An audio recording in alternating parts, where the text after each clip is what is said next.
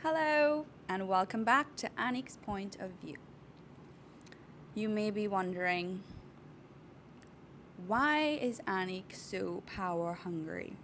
And why would she form alliances with the most powerful people in the world? Who is she?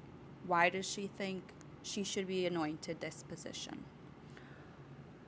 To start, there's one quote that comes to mind every time that says, "Touch not my anointed, do my prophets no harm."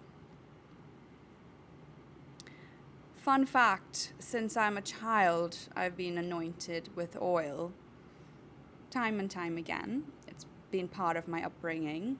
I never really knew what it meant, and I've tried so hard to run from this purpose that wakes me up to show up. I've tried everything to get rid of it, and I've sacrificed many relationships to stand for the cause and reason that I stand here today, alive, grateful, and healthy. You may wonder, well, why her? The gifts that I have, the spiritual gifts, whether you believe in the spirit or not, I've been born with this, and I got the message. I do pray the rosary a lot, so I do believe in Our Lady and the miracles of the rosary, Virgin Mary. What I believe, I'm not pushing on to you, it's just what I believe from my point of view. And the messages I receive through my intuition and communications, as I am an intellect, stands clear, and in a few words, with great power comes great responsibility. And who to say who is more responsible as humans in this world where we are all part of the human condition? You have a heart inside of your chest. You have eyes on your face. You have muscles in your skeletal system. You have a digestive system. You have organs. You got kidneys. You've got lungs. I could go on. You're human and I'm human. Your bloodline has an ancestry. My bloodline has an ancestry. And they are clear, obvious winners when it comes to applying power appropriately. And there are also clear components of what happens when we abuse our power and how destructive that can be. I'm not saying we're all perfect and that everybody wants to use powers for good, or some people are going to be committed to destructive works with power. And that's a personal choice. But where I stand as a humanitarian is that I represent the earth. And for communicating on topics such as sustainable farming, wildlife preservation, ecotourism, travel, sustainability, and while we have tech that we apply to our lives, which is a fundamental part of our evolution,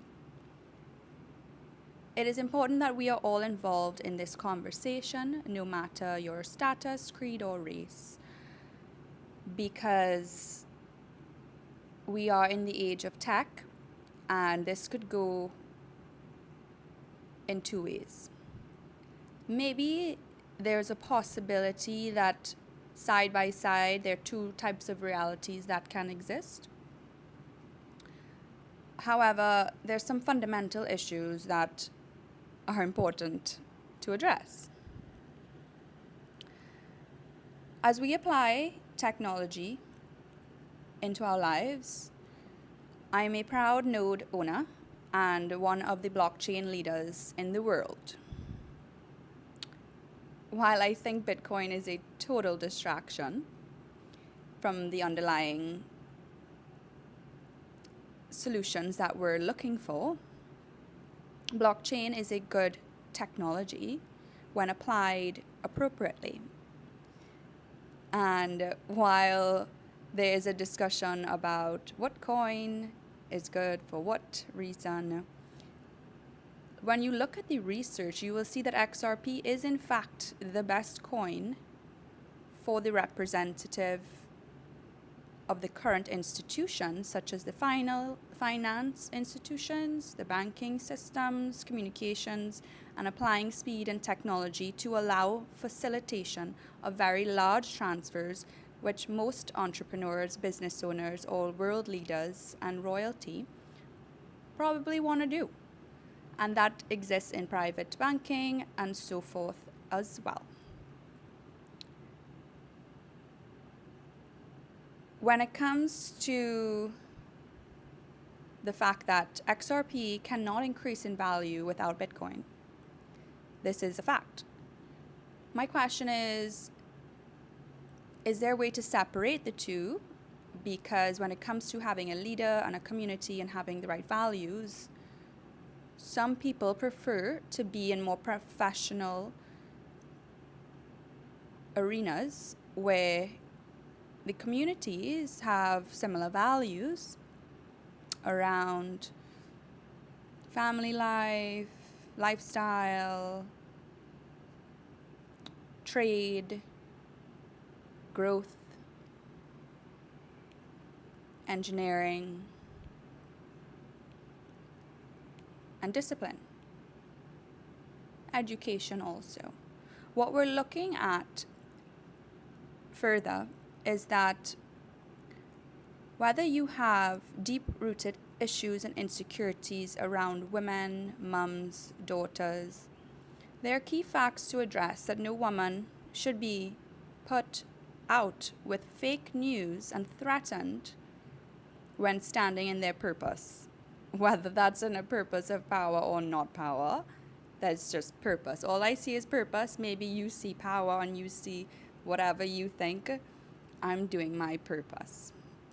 And if I stand up for women who have been in these situations, because I know what it's like to be bullied, I know what it's like to be threatened with fake news, and to me, I stand with the most powerful leaders, because in a time where I might have disappeared and some parts of the world were so excited to completely work meticulously to go behind the scenes to spread fake news about me and make it a point of attack or abuse, while I have not paid attention or thought about these people in years, is rather disturbing and makes me wonder, how deeply psychologically abused have these boys been to really go out of their way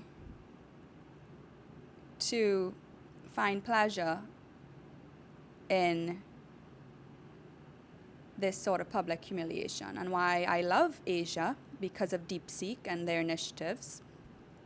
It takes a very strong, powerful person to stand up for justice and to put the message across that when it comes to internet security and safety, these are conversations that are very important to be had in 2025. I have zero tolerance for that level of disrespect, and quite frankly, I believe it needs to be checked.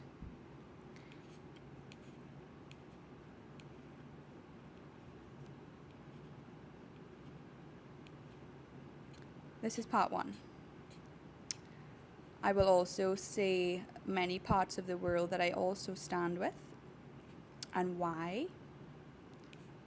And the main message behind how you can apply this information in a responsible manner, and why I don't like your communities and I don't want your systems to thrive unless you are abiding by a certain code of conduct, which I respect the military training and the military forces for their discipline when it comes to how to be a respectable man, as well as the King of England.